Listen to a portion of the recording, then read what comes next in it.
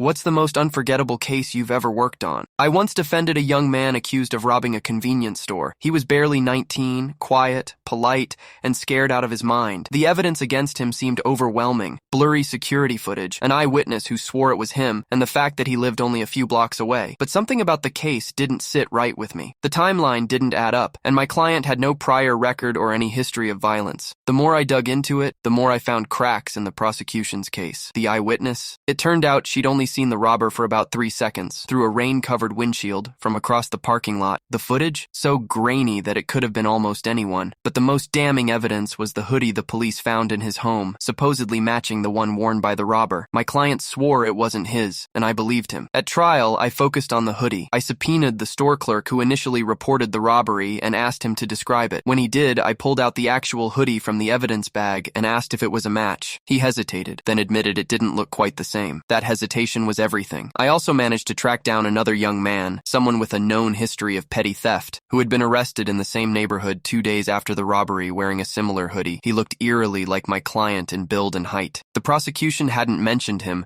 because they hadn't linked him to the case. In my closing argument, I painted the picture. My client was an easy target, living nearby and fitting the vague description, but there was no real evidence tying him to the crime. The jury deliberated for hours. I'll never forget the tension in that courtroom when they finally came back. Not guilty. My client broke down in tears. His mom hugged me so hard I thought I might lose my breath. After the verdict, I found out from an investigator that the other guy, the one I'd mentioned, was eventually arrested for a separate robbery and confessed to the convenience store one too. To this day, that case sticks with me. Not because of the win, but because of how close an innocent kid came to losing everything over a bad assumption and some weak evidence. It reminded me why I do this job, even when it's hard.